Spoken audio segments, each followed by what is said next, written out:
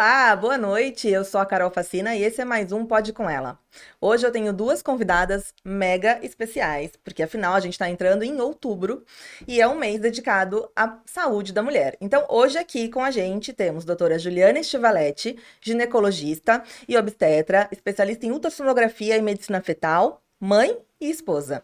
E a gente tem também a Carolina Matti, que é neuropsicóloga, pós-graduada em neurologia clínica e intensiva e especialista em neuropsicologia. Tudo bem, meninas? Tudo bem, boa noite. Obrigada por terem topado vir aqui Obrigada a nesse você. especial outubro.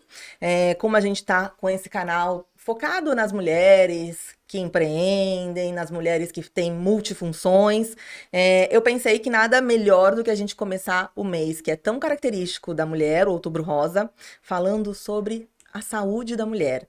E aí, vamos falar da saúde física da mulher e da saúde mental da mulher, né? Porque pós-pandemia, multifunções, e uma coisa acaba interferindo na outra, e é um trabalho meio que conjunto das especialidades de vocês duas. Não é isso? É isso aí. Vamos lá. Quais são os desafios que as duas, vamos começar com a Ju, mas é para as duas a pergunta, quais são os desafios que hoje você encontra dentro da área da saúde quando a gente fala de saúde da mulher, Ju? Vamos lá, primeiro boa noite, obrigada pelo convite, estou muito feliz de estar aqui e adoro falar sobre esse tema, sobre saúde da mulher. Bom, a gente tem visto muitos desafios aí nos últimos tempos, né?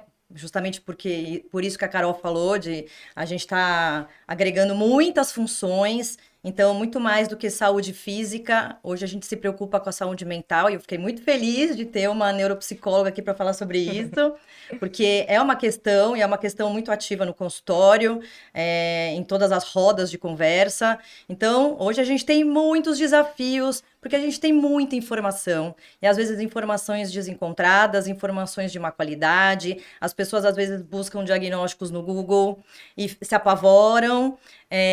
Então, eu acho que hoje, assim, o profissional de saúde está muito além de fazer diagnóstico só e tem que dar muita informação boa, de qualidade, acalmar, acolher. Então, eu acho que esse é o maior desafio que eu vejo, assim, do cuidado com a saúde da mulher hoje, porque os diagnósticos estão sendo feitos muito mais rapidamente, com maior volume, com maior incidência, por conta de toda essa tecnologia que a gente tem a nosso favor aí, mas o mais difícil é a gente conseguir acalmar essa ansiedade, essa expectativa que as pessoas criam em torno das doenças e das informações e do que sai tudo na mídia. E a gente tava falando aqui, Carol, antes de começar, que tá difícil, né? Esse foi o difícil. começo da conversa, tá difícil. E você acha que isso piorou depois da pandemia? Primeiramente, boa noite, obrigada. Estou muito feliz de estar aqui com vocês. Eu acho que piorou sim, e aí eu pego tudo que a Ju falou e acrescento mais uma coisa. Não é só a questão do diagnóstico, mas as pessoas têm muitas informações também desencontradas que acabam atrapalhando o nosso trabalho.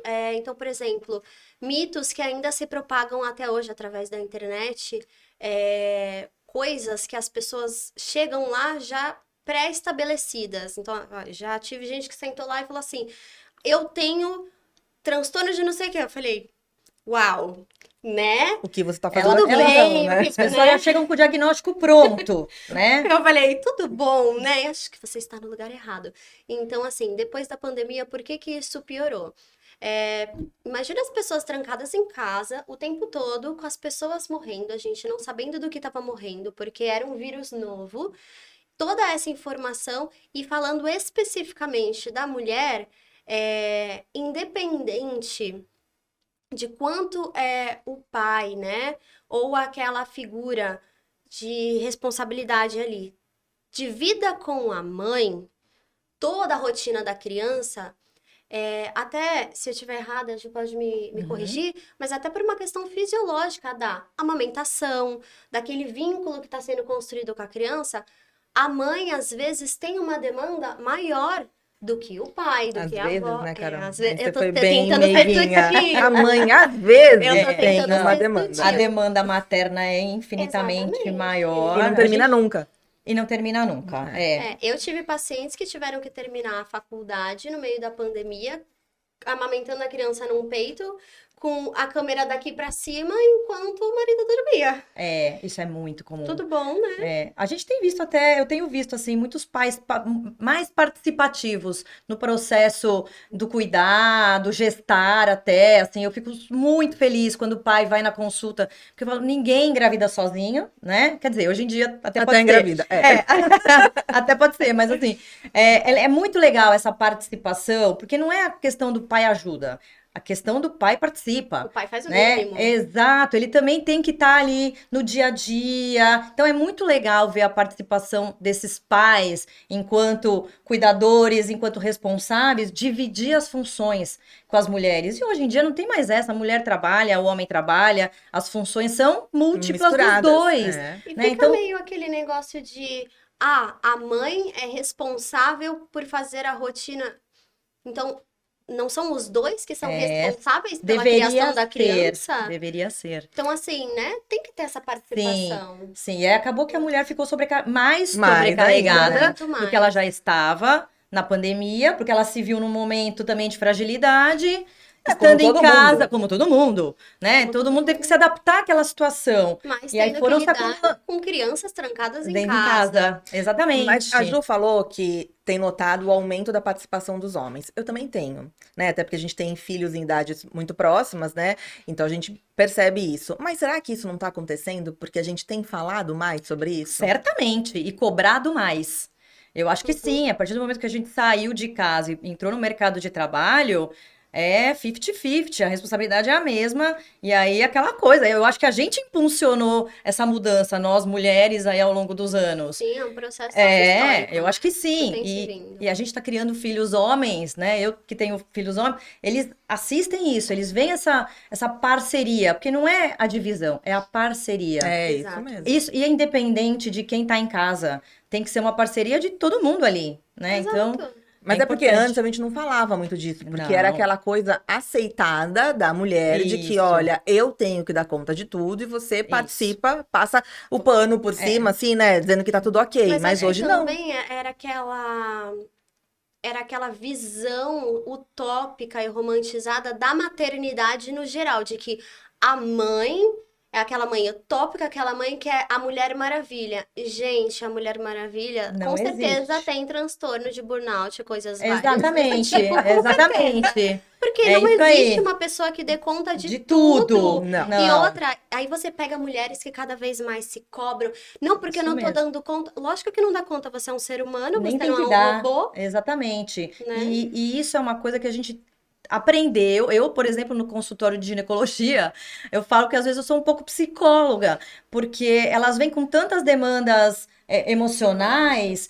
E eu entendo que isso faz parte da saúde integral. Eu não tô ali só para tratar a doença. Eu tô ali para tratar o ser humano. Eu ia perguntar isso agora, Ju. Quanto isso Desculpa, impacta... me adiantei. Não, imagina. É a sintonia, né? Porque a Ju, minha convidada especial, é minha amiga, muito amiga e minha médica. Então eu tomo bronca também que eu tomei antes de começar, tá? Só pra contar a verdade aqui.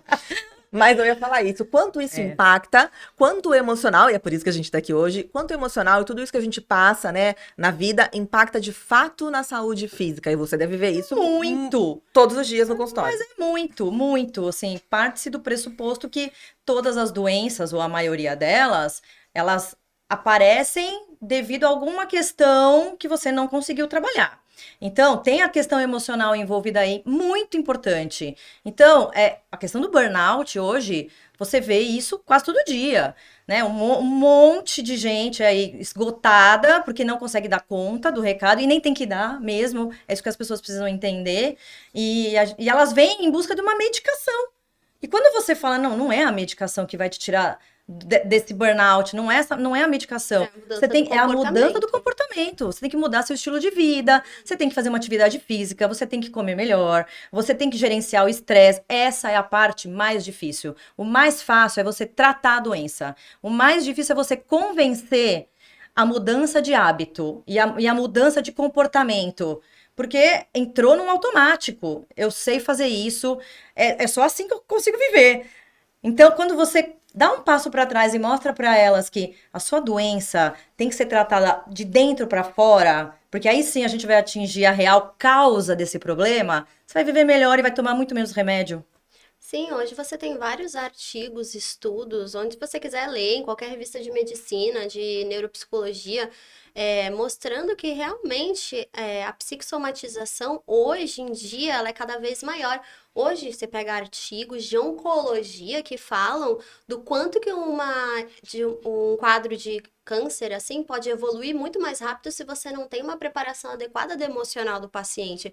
Então, é muito mais do que só, ai, vamos tratar uma frescura. Não, é uma coisa que pode evoluir de uma forma muito ruim, um quadro patológico, um quadro físico. Então, Exato. é muito além daquele só psicológico. Hoje a gente fala do químico, hoje a gente fala de neuromodulação, Isso aí. hoje a gente fala de outras coisas. Então, acho que É exatamente tem isso. que se tratar sempre no multi. Isso, Eu acho que é a com saúde certeza. integral, né? Foi o que a gente tava falando aqui. Todo mundo junto em busca de um mesmo objetivo, Exato. né? Mas é complicado fazer o paciente entrar nessa. Porque é uma mudança de paradigma, né? Isso. É uma mudança de cultura mesmo, porque as pessoas estão acostumadas a ir ao médico quando elas estão doentes. A questão da prevenção de doenças e o cuidado da saúde em si, e pensando na longevidade. porque, Através assim, da alimentação, da atividade tudo física. tudo faz parte. Então, nós vamos cuidar para prevenir doenças, sim, mas nós vamos cuidar da parte emocional, da nutricional. Então, é isso que ela falou, é uma equipe multidisciplinar. Ninguém hoje trabalha mais sozinho. Mas esse é um paradigma que a gente tem quebrado de gerações próximas, né? Que a nossa é de uma geração praticamente a mesma, da gente para trás, assim, né? Para essa nova geração que tá vindo. Porque a geração que tá à nossa frente ainda é uma geração que é muito resistente a esse tipo. Você verdade. percebe as falas de eu não preciso ir, eu não tenho problema.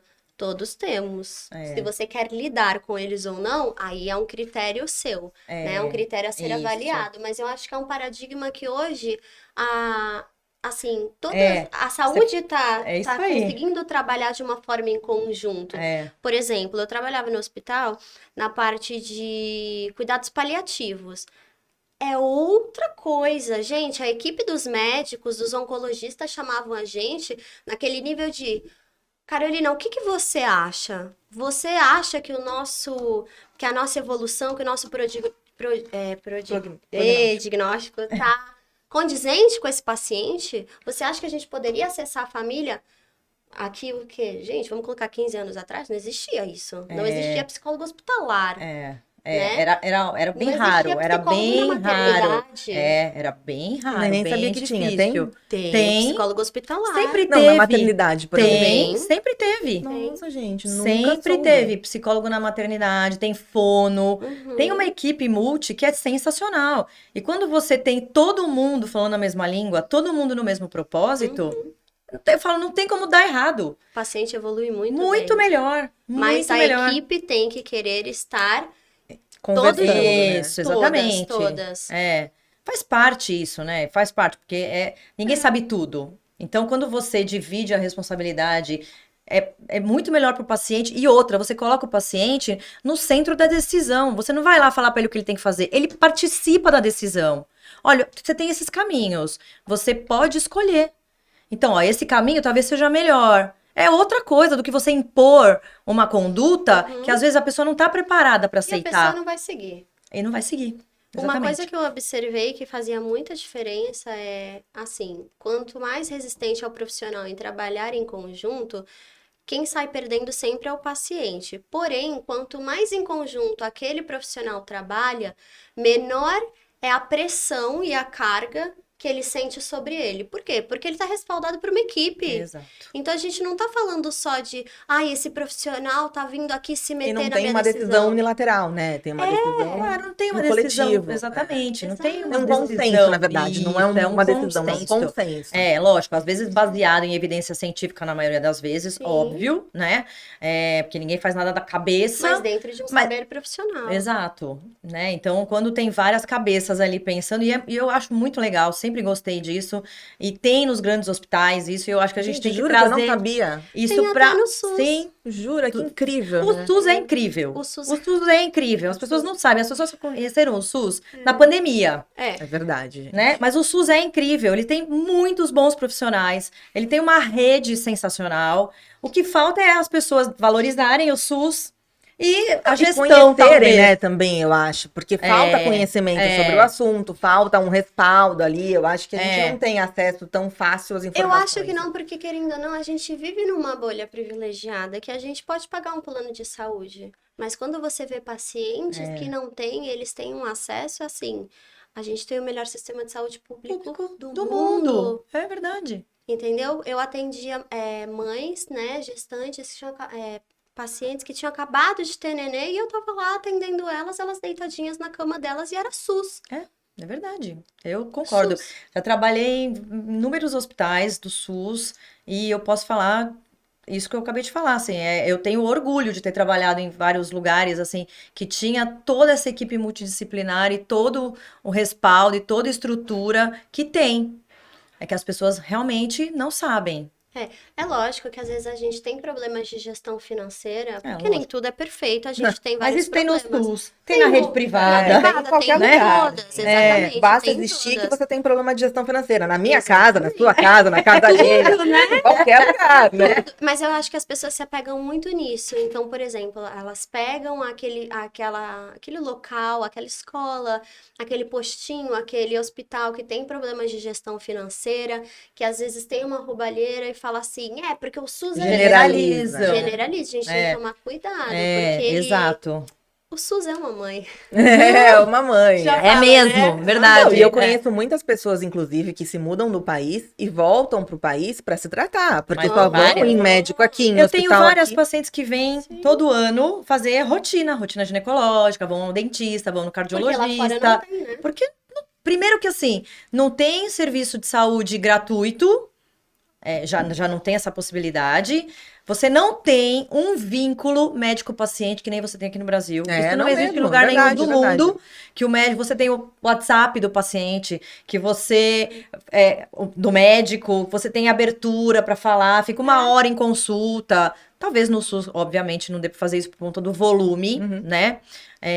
Mas esse vínculo de cuidado, você não vê em outro lugar Os que não protocolos esteja de saúde aqui. também são bem diferentes. Por exemplo, eu tenho pacientes que vêm fazer os exames ginecológicos aqui, porque em alguns países é de 2 em 2 anos o preventivo. Só que a possibilidade de crescer, né, uma ferida, algum problema, é muito rápida em 2 anos, né? Então, essa é uma questão, né? Porque, assim, existem todas algumas recomendações do Ministério da Saúde, protocolos de federações, enfim. E hoje, o protocolo do Ministério da Saúde, a coleta do preventivo é a cada 2 anos.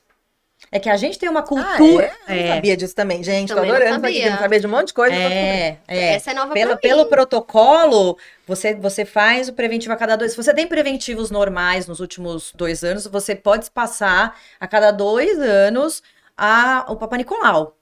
É que a gente ainda tem uma cultura no Brasil muito forte e arraigada da rotina ginecológica anual, né? E aí, se você não faz, você fica com aquela sensação Nossa, eu já tô de que, meu chegando Deus, perto do mês, já fico desesperada. Ai, meu Deus, preciso fazer. Ai, não fui o ano passado. Às vezes chega alguém e fala, ai, faz 1 ano e meio. Eu falo, não tem problema, tá no tempo certo ainda, não tem problema. É óbvio que, assim, a gente faz exame para detectar doença precoce. A gente não faz exame para evitar a doença vai aparecer por outros Se tiver que motivos, aparecer, vai aparecer. né? Inclusive até por questões que a gente já falou aqui, a má alimentação, o sedentarismo, a obesidade. Hoje em dia a gente sabe que esse é o maior fator de risco de doenças. Sim. E a parte genética tem influência? Tem, mas hoje também a gente sabe que é menor do que o fator ambiental. Então, é óbvio que a gente faz exame para fazer a detecção precoce da doença e ter um tratamento menos invasivo, muito mais efetivo. E aí, é essa questão. Quando vocês passam 2 anos, qual a chance de aparecer? Se você for jogar numa população, é pequena. Mas e se você for Individualizar, né? individualizar? Cada um é seu 100%. Então, quando você fala em saúde pública, existem essas recomendações pensando No todo. no gerenciamento financeiro, estrutura hospitalar, tudo. Então, chegou-se nesse número. Mas quando é a sua saúde individual, A por isso, recomendação é de 1 ano. vai falar para uma mulher que ela pode vir voltar daqui a 2 anos para fazer rotina, doutora, fico 2 nervosa. anos? Nossa, eu já tô nervosa. morro Meu até lá novembro, já de tô. ansiedade. Ansiedade. De ansiedade. Olha, a ansiedade é uma coisa Então que eu virou, falo mais. assim, virou uma coisa que é rotina anual por cultura mesmo. Mas, ô, Ju, é rotina, a recomendação é a cada 2 anos, independente do caso? Por exemplo, não tem uma exceção? Claro que não. Não, lógico Tem que uma sim. regra diferenciada para quem tem todo um protocolo. Tô falando em casos normais. Se você tem preventivos anuais de 2, 3 anos, tudo normal, você pode passar 2 anos. Agora, um cenário, vamos ver. Um cenário que tem acontecido muito. Eu separei. Porque, gente, vamos lá. O que é o preventivo, Papa Nicolau? Rastreamento de câncer de colo de útero. Qual é a causa do câncer de colo de útero? HPV, que é o vírus. Tem uma perguntinha de uma seguidora sobre isso aqui. Como é que passa o HPV? Relação sexual. Ok.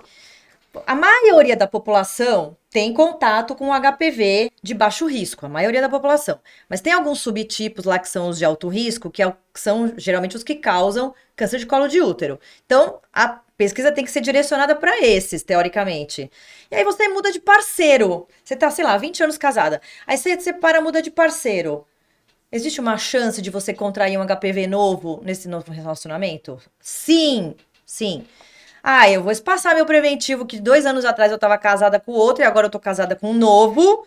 E vou demorar 2 anos. E se nesse período você contrair um HPV de alto risco? Sim. Isso já foi uma pergunta de uma paciente. Jura? Juro.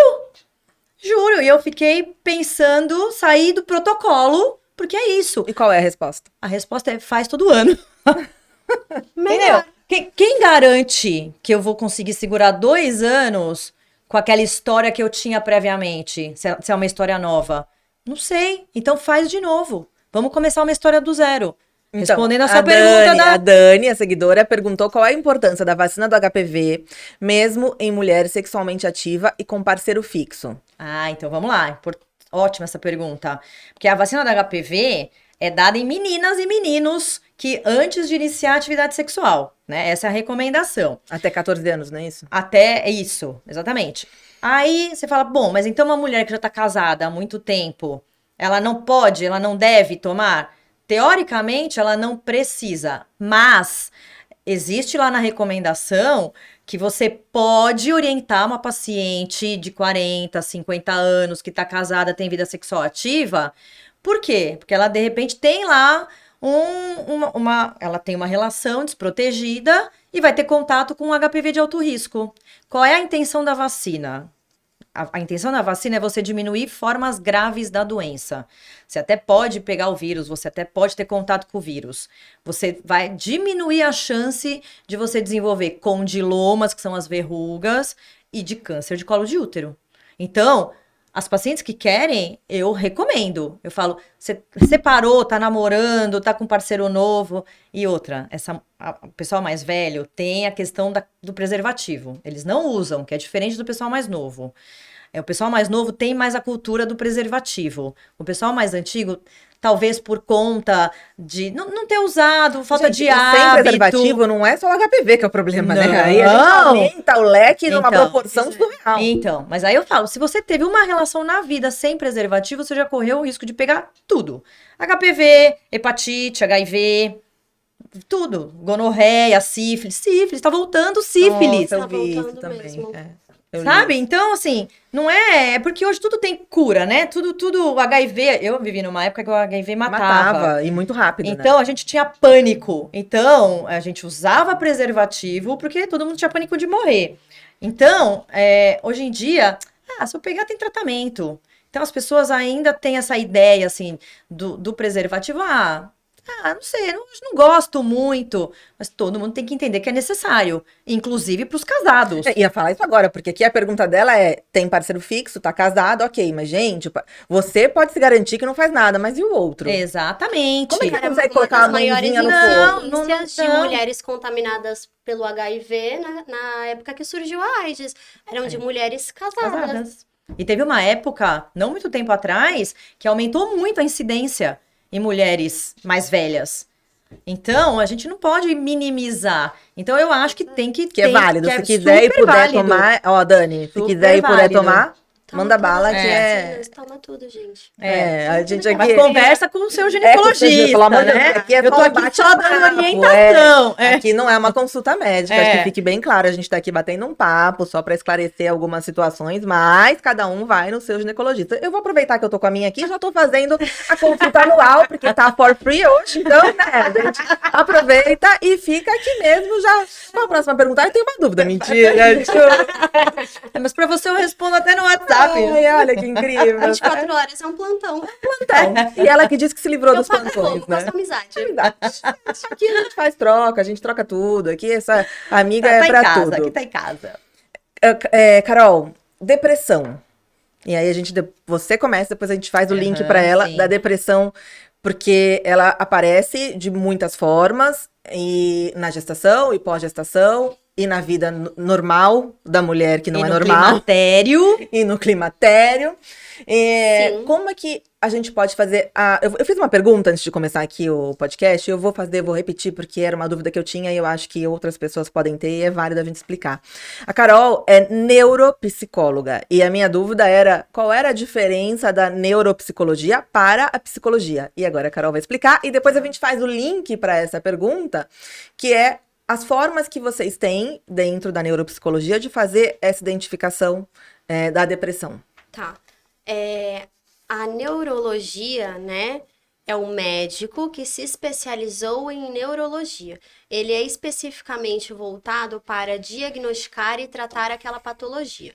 O neuropsicólogo, ele se forma em psicologia e ele se especializa em neuropsicologia. Ele é especializado em avaliar, né, com uma bateria de testes, questionários, baterias de personalidade, etc., tudo isso, a condição cognitiva, as funções executivas do paciente.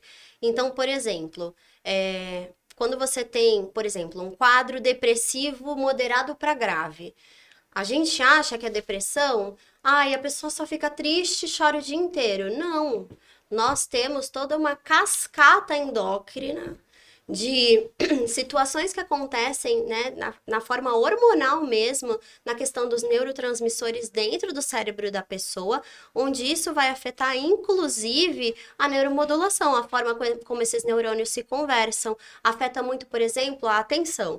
A partir do momento que você tem ali uma atenção afetada, você automaticamente, querendo ou não, você já afeta a memória de curto prazo. Se você tem essa memória de curto prazo, então, por exemplo, te dei uma informação, você guardou.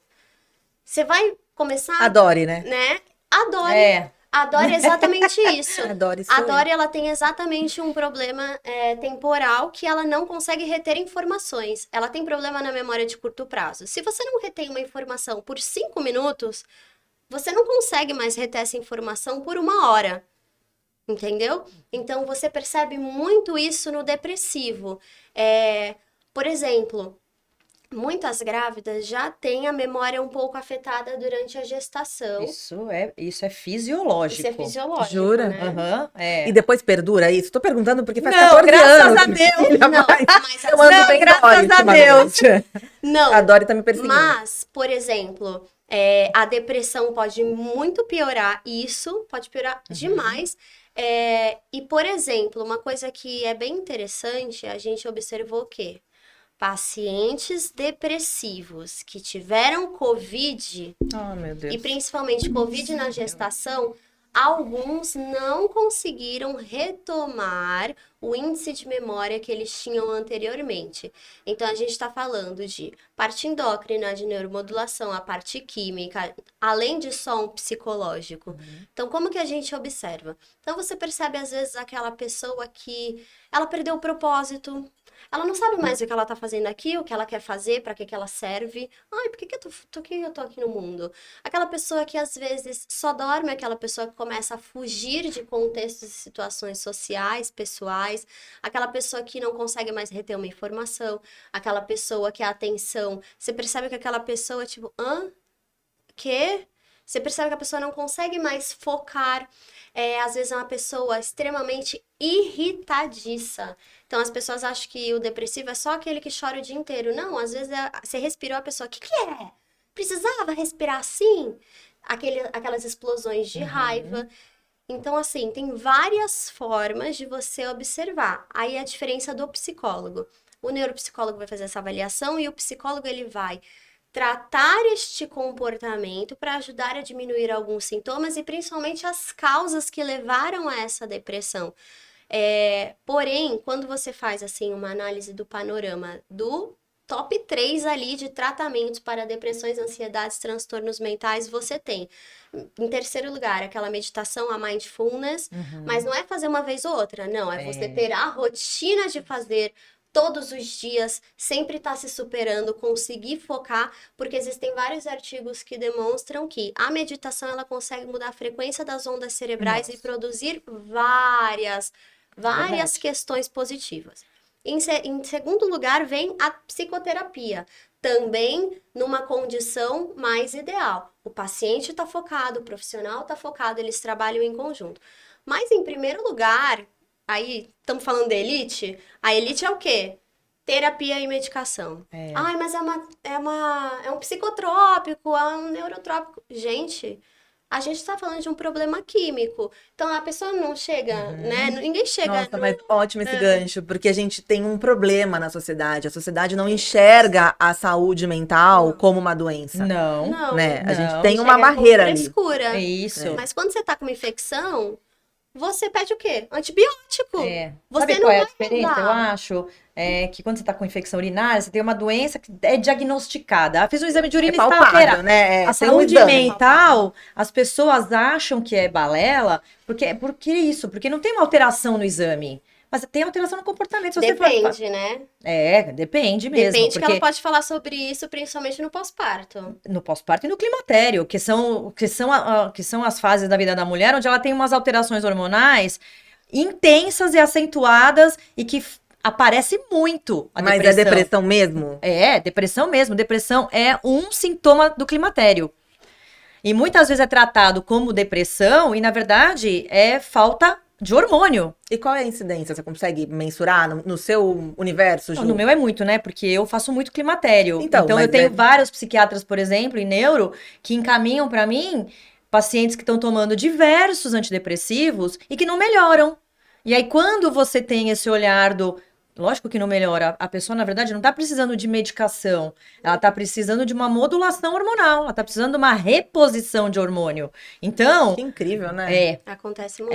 demais, demais. E aí você vê a melhora. É incrível quando a pessoa chega pra você e fala: eu tô melhor, parei de chorar, tô ótima, tô mais disposta, tô mais feliz, Tô voltei tendo a uma ser eu vida." mesma. Tô tendo uma vida. Eu vou falar por mim mesma, gente. Esse negócio do preconceito, da dificuldade de encarar o problema emocional como um problema de fato da saúde, né? A gente tem isso enraizado. Eu, na minha segunda gestação, eu tive muita tristeza. Não sei se foi depressão, mas eu chorava todos os dias no banheiro porque eu não queria chorar na frente dela. Então eu ia tomar banho e ficava uma hora chorando, porque eu tinha uma tristeza profunda, profunda. Mas eu não queria dizer que eu tava muito mal. Porque eu não podia, né? Não ser a mãe perfeita, não ser Aí a aquela, gente né? volta Volta pra todo. personagem, Então, você né? vê, gente, isso há 11 anos atrás, Então. né? E eu me considero uma pessoa mega esclarecida, que tá sempre lendo, e eu mesma, eu não consegui procurar uma ajuda real, porque pra mim isso era, tá bom, acontece com todo mundo, tá comigo assim, vai passar, porque tem que passar, e vamos lá. E sofri uns meses aí, viu? Vou te falar. Então, você vê, eu tô falando imagina quantos casos Muitos. desses a gente tem e as pessoas não buscam ajuda. Muitos, até porque na gestação você já tá fragilizada, e aí as pessoas acham que, coitada, tá grávida, né? Então, minimizam essa questão do diagnóstico mesmo da depressão. Mas eu minimizei, A né? grávida é assim mesmo. Isso, grávida só chora, tá triste, porque, mudou o corpo, mudou porque a vida, porque o marido, porque a família, porque... E ninguém pra pensar que isso é, de fato, orgânico. Mas isso pode acontecer já durante a gestação? Sim. Se você já tem uma predisposição, essa alteração hormonal pode acentuar. E o que faz, Ju? Tem tratamento médico durante a gestação ou é só terapêutico? Não, tem tratamento médico, e aí sempre em conjunto com o psiquiatra, né, pra ver qual é a medicação. Primeiro que é isso, assim, todo mundo hoje em dia toma qualquer coisa. Porque acha que tá com depressão, vai lá e toma um antidepressivo. Acha que tá com ansiedade, vai lá e toma um remédio pra ansiedade. Quando, na verdade, não tem nem diagnóstico. Ela não sabe nem o que ela tem. Então, eu falo, gente, cada um na sua especialidade. O psiquiatra tá lá para diagnosticar qual é o seu transtorno. Se é ansiedade, se é bipolaridade, se é depressão, o que é. E a partir daí ele vai te dar uma medicação específica para aquilo. Química, que nem a Carol tá falando. Então, existem algumas pessoas que precisam de medicação, sim, e em conjunto com isso, a psicoterapia, a yoga, o mindfulness ajuda muito, porque isso faz você controlar de alguma forma a sua descarga adrenérgica, as suas catecolaminas, pensa numa situação de fuga, que você está numa situação de perigo. Você já viu isso inúmeras vezes, que você tem uma descarga, o seu coração acelera, você começa a suar e você cria uma força do além. Isso é físico, a partir de um sentimento. Então, existe essa transformação no corpo. Então, tem que ter esse olhar, porque em conjunto, isso ajuda a pessoa a passar por aquela fase. Às vezes com medicação e as terapias adjuvantes. Às vezes só as terapias adjuvantes ajudam também. Depende da fase da gestação que ela vai estar. Então, eu acho que depende do diagnóstico e da avaliação individual.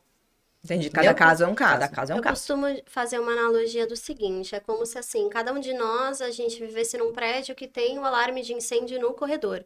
Então, se realmente existe uma necessidade, né, tem fogo, tem fumaça, o alarme de incêndio vai tocar, quando não tiver mais, ele vai desligar. Nas pessoas ansiosas, nas pessoas que têm algum problema, algum transtorno mental, né, que você tá vendo que tá afetando a vida da pessoa, é como se esse alarme de incêndio ficasse dentro dessa sala e ele apita várias vezes ao dia, às vezes não desliga e ele não tem motivo para estar apitando. Em quanto tempo a pessoa não enlouquece realmente? Então, só que assim, aí você faz o quê? Tudo bem, aí você tem que chamar o terapeuta para aprender a pessoa a não ter mais medo de que esse alarme toque. Mas, gente, eu preciso chamar um eletricista, porque eu preciso desligar esse alarme. Como é que eu faço? E aí, quando você fala de uma gestante, quando você fala de mulher, que assim, meu pai fala assim, nós somos um saquinho de hormônio. Sim. Então, assim, se nós somos um saquinho de hormônio, né, que são muitos hormônios ali, então eu acho, sim, eu sempre falo pra elas, já foi na ginecologista? Já falou com a obstetra? Conversa com ela. Porque assim, tudo bem, o neuropsiquiatra vai cuidar da parte patológica do transtorno. Mas não pode, às vezes, ser um problema endócrino, ser um problema, né, da saúde da mulher? Sim, sim. Por isso que tem que ter esse olhar multidisciplinar mesmo. Exato. Carol, no consultório, o que você vê mais nesse tipo de doença mental pós-pandemia? E outra pergunta que tem a ver com essa, ansiedade e depressão, elas têm alguma correlação? Tem. E aí posso fazer Pode posso fazer fazer o um que bem quiser, bolado, não tem pode problema. O que eu tenho mais visto é transtornos de ansiedade, desde fobias a ansiedade, a pós-traumático, enfim, ansiedades no geral. E é muito comum você, por exemplo, existem pessoas que estão depressivas, pessoas que são depressivas, pessoas que estão ansiosas, pessoas que são ansiosas. Existem as pessoas que estão ali com um transtorno temporário e existem pessoas que têm aquele transtorno. Então você observa a diferença muito pontual de, por exemplo, pacientes que vêm estão no momento de ansiedade e pacientes que você vai ver são ansiosas assim a vida inteira. O que acontece quando você... É a mesma coisa, você tem uma infecção urinária. Vamos partir do exemplo que a Ju deu. Você tem uma infecção urinária. E você não trata, você vai empurrando, toma um remédio aqui, vou tomar um remedinho para dor. Chega uma hora que a sua infecção pode evoluir para outros tipos de infecções mais graves em outros órgãos. O transtorno mental ele é exatamente assim. Então, no começo, era só uma questão atencional. Então, você não estava conseguindo prestar atenção. Daqui a uns anos, pode virar uma depressão. Pode ser que aquele ponto que te causava ansiedade, você já está tão transtornada com aquilo que você já foge mais do que tudo. Então você foge, você chora para ir trabalhar, você não quer sair de casa, você se afasta das pessoas. Então, assim, o que eu mais vi disso foi estresse pós-traumático, né? Transtorno de estresse pós-traumático. E tem vários estudos que saíram sobre isso durante e pós-pandemia. E assim, transtornos de ansiedade e depressão a rodo. Posso fazer uma pergunta? Claro que sim, aproveita. Deixa eu tô pedir me consultando desculpa. com você se consulta com ela e aqui a gente Eu faz pedi desculpa que eu tive que ver aqui o celular, porque tem uma paciente me ligando aqui Pelo que tá amor de gestante, Deus, tá, olha, gente? Mas, a gente deixa, por favor. Não, Não pode. mas eu já falei pra ela que eu já ligo pra ela, tá tudo bem, tá? Eu tenho visto, e eu não sei se isso é uma percepção ou se tem alguma estatística isso, a questão da pandemia, muita gente foi pro home office. Uhum. E facilitou a vida, tal, mas assim, piorou, eu acho, essa questão da ansiedade, porque assim, você não tem mais aquela coisa do levanta, vai tomar um cafezinho, conversa com as pessoas, sai pra almoçar. Virou um trabalho full time. Você tá dentro de casa. Então, é um trabalho que você tá no home office da empresa, É o e trabalho de aí casa, tem o trabalho de casa, o trabalho do o filho. trabalho do filho. Coitada, E eu você tô vai com fazer pena tudo ao das mesmo mães. tempo.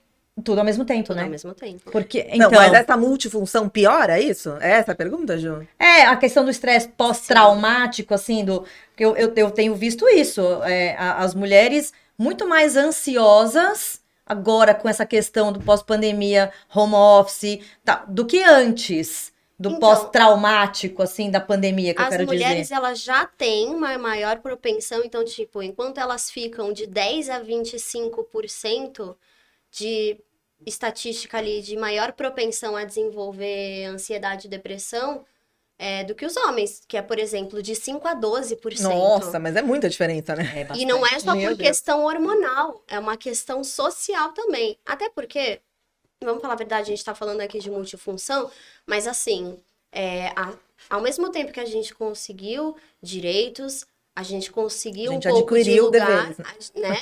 Funções. A gente foi adquirindo funções e personagens que a gente tem que entrar e a pressão veio junto, de Isso que mesmo. você não é suficiente, não, você tem que ser mais, você tem que ser Isso. mais, você tem que ser mais, e assim, a gente ainda estamos falando de pessoas.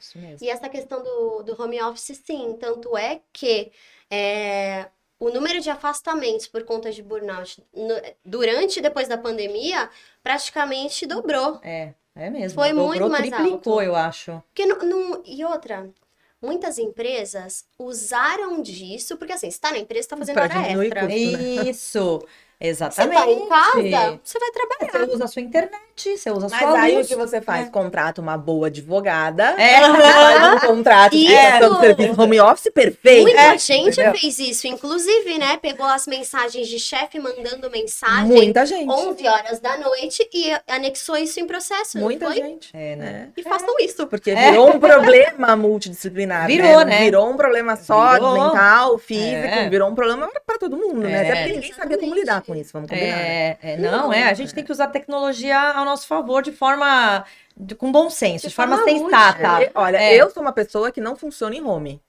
Eu Eu não gosto preciso também. de gente. De gente, né? Eu preciso de horário, eu preciso ter alguma coisa, porque na minha casa eu sou consumida pelo bicho da casa. Eu não sei quem é ele, então mas ele me consome todo dia. Não, é isso. É uma loucinha aqui, é uma a roupinha compra jogada ali. online. Isso, Vamos arrumar aula de tudo. piano, vamos arrumar aula. Gente, pera um pouquinho, eu estou trabalhando, Não, É. mamãe, você está em casa. Então, em casa não é o local. Isso. Né? Então, Pois é. tem gente que é muito regrada, disciplinada. A Juliana eu não sei nem como ela tá dizendo que ela não funciona em home, porque a Juliana, olha, eu vou te falar, Mas você eu deixa não de sou. ter a válvula de escape. Porque você tava no trabalho e a casa era a válvula de escape. Isso. Por exemplo, Era o seu tempo de esporte. descanso. Aí você muda o trabalho pra dentro de casa, aí você fala assim, tá, então qual é minha válvula de escape agora? É o quarto? O ambiente da casa, que era pra ser leve, ficou pesado. Não, gente, e aí você falou do quarto, lembrei de quê? De casal. Né? Porque a gente tá aqui, a cabeça não para. Falou quarto, lembrei casal. Quanta gente se separou na pandemia? Muita gente. Mas sabe o que eu acho? Eu acho que as pessoas não O que conviviam. aconteceu no seu consultório? Me conta, Juliana, conta agora. Porque as pessoas chegam aonde? Na Mas Gineco e contam a vida. As pessoas tudo. não conviviam. Não conviviam. Será, gente? Tem isso, as pessoas não conviviam, não saíam, não se encontravam, não conversavam. E aí é fácil conviver assim, né? Assim, fácil porque você sai, o outro entra, e aí você não tem diálogo, e aí não tem discussão. Então você convive. Quando todo mundo se viu ali naquele mesma situação, todo mundo preso em casa, 24 tendo que lidar 24 horas com aquela situação e todo o entorno, a ansiedade, a expectativa, o medo, as pessoas piraram e aí O Não outro se tem que... suportavam. Não se suportaram. Essa é a palavra. Olha, eu não É sei isso mesmo. vocês, mas assim... Ah, pera, você é solteira, né? Então, cuidado com o que você vai falar, que a gente aqui é casada.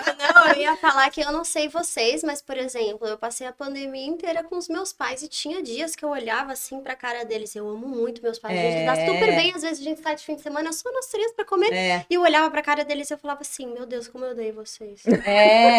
Porque eu não aguentava mais. Mas também foi uma situação atípica, Exato, né? exato. E passageira, né? Demorou um pouco. Não, demorou, Ju. Bom, no meu caso, na verdade, eu não fiquei em casa nem meu marido. Né? Exato, eu também. Aliás, há uma semana que eu fiquei, falei, nossa, eu consegui fazer um monte de coisa que eu não fazia. Arrumei quarto, fiz academia dentro de casa, no meio da Juliana fica em sala. casa uma semana, o que ela vai fazer? Arrumar o quarto. Precisa o quê? Coisas Terapia? de virginiana. Precisa de terapia. Coisas de virginiana. Gente, pelo amor de Deus, se eu fico em casa Então, uma semana... eu utilizei bem o meu tempo em casa, né? Meu marido cozinhou, que ele cozinha, tá tudo bem. Então, deu certo. A gente conectou. Então, a gente fazia live, assistia live, dançava na sala. Participava de aniversário de amigo. Na quarentena, fazia parabéns, exatamente. Então, a gente se divertiu, falar a verdade, assim. Mesmo no meio do caos, a gente conseguiu... Dar um jeito. Então, eu acho que eu não pirei, porque meu marido também ficou fora de casa todos os dias. Eu passei a trabalhar em casa, porque, né, advogando, eu trabalhava em casa e ele fora de casa todos os dias. Mas eu fiquei numa neura, eu comecei a comprar todos os eletrodomésticos robotizados que existiam no mercado. Não, eletrodoméstico, porque assim... Todos. Porque a gente teve um boom de compras online que nunca se tinha tido na vida. E assim, cá entre nós, vou falar... O que eu tive de paciente que se meteu em dívida. Jura? Gente, é uma compulsão. Então, assim, você pega uma pessoa sobrecarregada em casa que não tem mais uma válvula de escape, a pessoa vai o quê? Comprar. Ah, mas compra na The Box, gente. Compra na The Box, na lojinha aqui. Agora é uma compra consciente, mas antes... Gente, eu comprei muito, mas eu só comprei eletrodoméstico que poderiam me substituir, né? Porque um robozinho que anda comprei sozinho, todos. né? Mas todos, eu tenho todos os chips, eu tenho todos os chips. A minha mãe Agora tá lá, comprou, tudo lá de ladinho, mas eu comprei todos. Porque, gente, uma coisa que eu odeio é trabalho de doméstico. Casa. Porque é o trabalho que não tem fim, é o trabalho que ninguém valoriza, é aquele trabalho que, pô, você faz, putz, vou ter que fazer de novo. Quanto a gente valorizou as nossas funcionárias. Meu Deus do céu, meu Deus do céu. Eu já valorizo diariamente. Bom, eu também. Quando eu fiquei sem ela naquela semana que eu peguei Covid, obviamente, né, saindo de casa, trabalhando e tal, a gente pegou Covid, e aí nós tivemos que ficar lá uma semana, 10 dias em casa sem a funcionária, coitada. E aí tinha que fazer todo mundo, e eu pus todo mundo pra fazer. Então, os meninos ajudavam, todo mundo limpava a casa, todo mundo ajudou. Mas aí você vê, assim, como a gente fica dependente e como a gente é privilegiado. Sim. Muito privilegiado. Esse é um ponto bem interessante, porque assim, hoje você tem uma classe, por exemplo, você tem alguns nichos da sociedade, né, algumas classes sociais, onde a gente fala, a mulher é que tá levando a renda principal para dentro de casa, né? Então, por exemplo, as nossas funcionárias que estavam dentro de casa e que ficaram sem emprego. Então, assim, mulheres que estão tendo que ser atendidas pelo SUS porque literalmente surtaram, os filhos estavam passando fome. É verdade. Né? Então, a gente, além de tudo, a gente precisa lembrar dessas mulheres, porque foram mulheres que passaram muito também. É verdade. É verdade. Muito. Eu participava de muitos grupos de WhatsApp de Verdade, mulheres né, fazendo Carol? campanhas para outras mulheres que então. estavam numa situação assim periclitante, vulnerabilidade horrível, mesmo, né? Desesperadora. Desesperadora. E a gente passou por isso, né, gente? Pois A é, gente exatamente. superou isso. Superou. Mas, Ju, conta a verdade. Qual a maior queixa sobre relacionamento homem e mulher que você recebe, claro, com o viés da sexualidade, porque você é ginecologista, dentro do consultório? Qual sexualidade. é a sexualidade? É a sexualidade. De relacionamento, sim. Sexualidade. Eu falo, gente, é injusto, né? O tanto que eles têm de testosterona e o pouco que a gente tem de testosterona. Não, para, Alicia. Não dá pra comparar. Juliana, Alicia, eu pedi pro meu marido semana passada. Falei, você desce na garagem, que eu tô com uma meia dúzia de sacola pesada, eu não consigo carregar. Ele falou, puxa, mas por que eu tenho que descer? E ela não vive a voz do carro. Porque você tem testosterona e a gente não. 11 anos. Alicia, essa é a Alicia, filha da Carol. Eu falei, acabou com ele. Acabou com ele. Ele desceu, tá bom, estou aqui. Pai, não pergunta mais. Você tem testosterona e a gente não. Tá resolvido, você carrega a sacola. gente. E aí é uma coisa assim que não dá pra competir. A questão sexual do homem não tem a ver com o emocional, tem a ver com o físico, tem a ver com o hormônio. E a gente não, mulher. A sexualidade na mulher envolve muitas coisas. Não é só hormônio, porque eu pego muito isso, assim. Eu tô com um problema no casamento, eu tô sem libido, e eu vim aqui porque eu quero uma testosterona. Eu falo, gente, a culpa, coitada, não é da testosterona só. Entendeu? Coitada, na verdade, ela é a última da Tá do lista. seu lado, né? É a questão, é a questão do Relacionamento. relacionamento mesmo. Porque as pessoas não conversam, as pessoas não falam sobre sexo. Não falam. Não. Isso é uma questão que precisa mudar. Tem um podcast muito legal chama Sexoterapia, Ah, incrível, fica que a eu dica aí. indico para as pacientes, assim, e para todas as mulheres, assim, porque é isso, a gente precisa falar sobre esse assunto. A gente precisa assistir coisas. E a gente não assiste, porque você vai escolher no Netflix um filme de sexo ou um filme de romântico amor? Ah, Romântico amor, com certeza. né? Então, a maioria das mulheres. Mas se perguntar pro meu marido, eu acho que não vai ser a mesma resposta. Exatamente. Mas é diferente e não dá Aí pra. vai a testa. Não dá pra ser igual. Então, a questão da sexualidade tem a ver com relacionamento, tem a ver com o diálogo, tem a ver com a compreensão, com a sintonia do casal. Então, aí cabe muito a terapia, muito. Tem muitas terapeutas De casal. de casal e que falam esse tema da sexualidade para eles se conectarem, entenderem a diferença. Que não é que você não quer, você não ama, você gosta menos. Não. E outra, tem que ter um approach. A mulher não sai Não querendo funciona assim, no ó. botãozinho on-off, Não né? sai querendo assim. Principalmente no pós-parto. Nossa, No gente. clima Não, gente, pelo amor de Deus, pós-parto, marido não existe. Vamos É. combinar que não E tem. mulheres que tomam antidepressivo, alguns Isso, antipsicóticos, nossa, é muito exatamente, difícil. exatamente. E assim, existe uma cobrança bizarra em cima É, disso. verdade. E elas ouvem umas coisas que elas me contam no consultório. É, falam, verdade. Meu Deus do céu, É a isso empatia mesmo. morreu. É isso aí, exatamente. Né? É isso mesmo. Os antidepressivos têm muita influência na questão da libido, porque eles têm influência no receptor hormonal, então eles diminuem a biodisponibilidade do hormônio, então você já tem uma queda da libido quando você toma antidepressivo.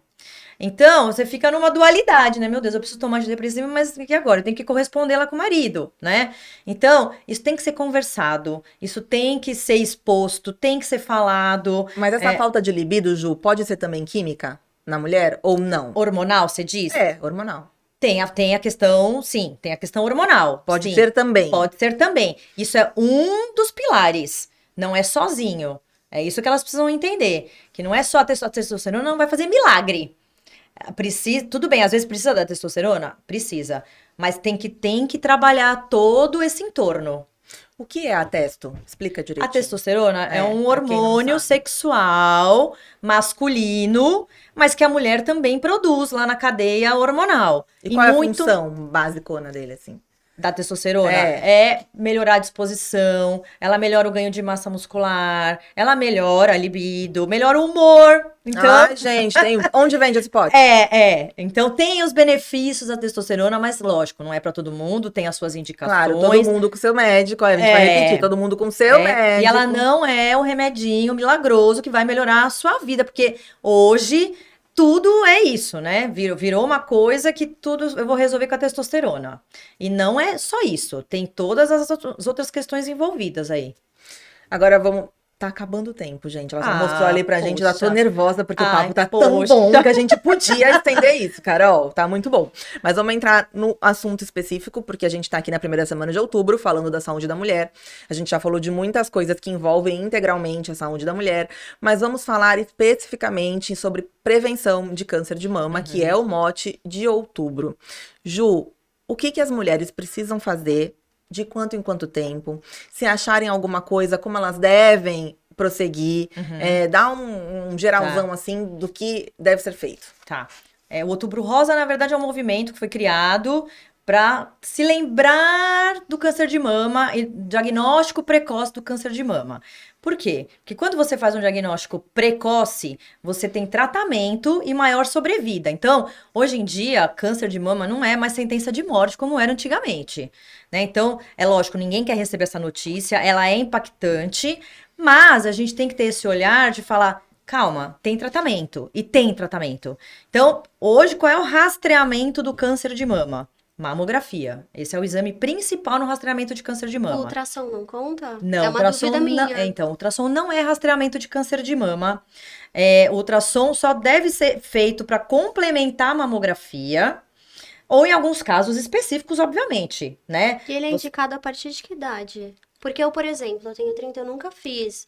É, Nunca se foi você pedido. vai, o ideal é você ir na consulta ginecológica, fazer a palpação das mamas. Se o médico achar que tem um nódulo, aí ele vai pedir um ultrassom, porque na sua idade, abaixo dos 40 anos, a indicação é ultrassom e não mamografia, tá? Mas aí é específico, é pontual. É para fazer aquele diagnóstico daquela avaliação clínica. Se Agora, a pessoa já tem um caso na família de aí, câncer de mama? de câncer de mama, aí ela teria que fazer desde mais cedo? Então, depende também. Depende do tipo de câncer que tem na família e depende da linhagem. Então, eu tenho uma prima da prima da prima que teve câncer de mama. Isso não é antecedente familiar. O antecedente familiar é quando você tem próximo a você. Então, mãe, Avó. irmã, avó, isso é o próximo, tá? Uhum. E aí, isso também não necessariamente você tem um aumento, uma incidência aumentada do risco do câncer de mama. Existem também outros fatores associados, não é só o antecedente familiar. Mas se for um câncer agressivo, por exemplo, a sua mãe teve câncer de mama jovem, era um câncer agressivo, você tem indicação de antecipar a mamografia para 35 anos. Qual é a diferença do diagnóstico e o rastreamento? O rastreamento você faz em todo mundo. E aí você vai pegar uma população que teve uma alteração, vai pegar esse grupo e aí vai fazer diagnóstico, vai fazer punção. O rastreamento é na população geral. Então, o rastreamento é feito através da mamografia ainda, tá? Ainda é o exame de escolha de rastreamento. A ultrassonografia, a ressonância são complementares à mamografia. Tá? Então, ela tem que ser feita a partir dos 40 anos, a mamografia, anualmente. Existe também uma outra linha aí que fala que a cada 2 anos. Mas ainda a Febrasgo, que é a Federação de Ginecologia e Obstetrícia, recomenda que se faça anualmente o rastreamento mamográfico. E aí, quando você faz um diagnóstico precoce, então, você fez uma mamografia, deu uma alteração, aí pediu para complementar com ultrassom, foi lá e tem um nódulo no ultrassom. Qual é o segmento? Você vai fazer uma biópsia daquele nódulo, daquela área suspeita, vai tirar e vai mandar para anatomia patológica. O cara da anatomia patológica vai olhar lá no microscópio e vai falar: tem célula de câncer aqui, ou não, isso aqui é só uma alteração normal da mama, que nem se chamava de displasia mamária antigamente. Hoje a gente chama de alteração fibrocística, que é normal, aquela mama densa, dolorida, tem não conheço nódulo, isso. que tem cisto, é uma mama com alteração fibrocística, que é benigno, tá? Quando é maligno, aí você tem, aí vai depender do tipo de tumor, do tipo de câncer, da localização, do tamanho, o tratamento vai depender disso, tá? Então você vai fazer químio, você vai fazer rádio, você vai tirar um setor da mama, um quadrante ou a mama inteira. Mas existe tratamento, só para deixar claro, né? Existe. Que Nossa, as pessoas acham que é uma condenação de então, morte. não é. Esse é o principal fator do Outubro Rosa, eu acho. É isso. As pessoas não terem. Porque hoje ainda existe um monte de mulher que tem medo do diagnóstico e não vai fazer exame porque tem medo do diagnóstico. E aí, quando vai fazer o diagnóstico, já não tem mais o que fazer, porque aí a doença já está avançada e o tratamento é paliativo. Então, hoje o tratamento, quando precoce, ele é curativo. A pessoa vive pós-câncer de mama. Eu tenho várias pacientes, inúmeras, que tiveram câncer de mama. Eu fiz diagnóstico de câncer de mama, trataram, operaram, e estão ótimas, lindas, maravilhosas, Qualidade voltam. de vida. Excelente. Gente, tá acabando, infelizmente, porque tá poxa. muito bom o papo. Mas olha só, o que fica aqui de mensagem hoje é: procure seu médico sempre. Faça seus exames, não só em outubro, mas em todos os meses do ano. Teve dúvida? Procura uma psicóloga, uma neuropsicóloga, trate-se, porque a saúde mental faz parte do todo e a gente tem que se cuidar muito, até porque a gente tem absorvido uma carga muito grande nos últimos tempos e a gente precisa estar bem para conseguir com que os demais à nossa volta fiquem bem também, tá? Eu quero agradecer, mas antes de agradecer eu quero fazer só uma colocação que no último episódio eu erroneamente falei que os médicos e professores foram os heróis da pandemia. De fato eles foram, mas não só eles, tá? todos os profissionais da área da saúde, incluindo a Carol aqui, que está recebendo as minhas desculpas pessoalmente, foram e são os heróis da pandemia e da nossa vida, porque a gente precisa de vocês o tempo todo. Eu tenho muitos amigos médicos, eu tenho um pai médico, eu tenho muita gente da área da saúde que eu amo de paixão e que eu agradeço todos os dias por existirem e fazerem tudo o que fazem por nós, não só na pandemia, mas a vida inteira. Então, você que se sentiu ofendida pela minha falta de menção, tá aqui. Eu tô dizendo pra você que você foi muito importante pra mim na pandemia e é muito importante pra mim todos os dias. Tá bom? Quero agradecer também os meus super apoiadores. Então, a gente tem aqui o nosso pão de queijo incrível da Pães do Vale. É só seguir lá no Insta, @pães.do.vale. Eles têm muitos sabores de pães congelados. Vale super a pena conhecer, porque é bem gostoso. Ju, pode se despedir e deixar o seu Insta, por favor, aqui pra gente. Olha, adorei. Adorei. Pode me chamar sempre. Ai, vou chamar a Carol também. Eu adoro com pão de queijo, com papo. Adorei. Verdade, obrigada pelo convite. Imagina, obrigada Espero ter a você. contribuído aí com algumas informações. O meu Insta profissional é doutoraju.stivaletti. Lá eu dou bastante informação Muita. de saúde. Queria estar mais atuante, mas né, minha vida Os de bebês médica não não me deixam. permite. Os bebês que nascem toda hora não deixam, né, Ju? Mas foi ótimo. Sigam, Obrigada. porque lá tem conteúdo muito legal pra mulher, sobre a saúde da mulher, super relevante. E você, Carol? Meu arroba é neuropsi, Carolina Vaiego, que agora eu Vai tenho estar aqui embaixo decorado. também. Eu decorei, consegui. E dizer que, assim, principalmente no Outubro Rosa, procurem acompanhamento psicoterápico, ele faz toda a diferença, né? Principalmente na ajuda do diagnóstico, no acompanhamento e na rede de apoio, que é muito importante, às vezes, não só para a paciente, mas também para a rede de apoio que acompanha ela. E te agradecer, eu gostei muito, gente. Ai, que de bom. verdade, Olha, faltou foi muito assunto, legal. gente. Faltou muito assunto, porque a gente tem muita coisa pra falar. Muita coisa para A falar. gente vai repetir, fiquem tranquilas. Mas, por enquanto, esqueci de falar também do apoio da The Box Shop, a lojinha aqui da Carol. Sigam lá no Insta, @The Box Shop com 2 P's, também tá aqui embaixo. Lá tem muitos produtos de beleza pra melhorar e aumentar a sua autoestima, porque isso também faz parte, né, da saúde da mulher. Então, Cuidem-se. é isso. Mais uma vez, super obrigada pela atenção de vocês. E semana que vem tem outro Pode Com Ela. Um beijão e boa noite. Beijo.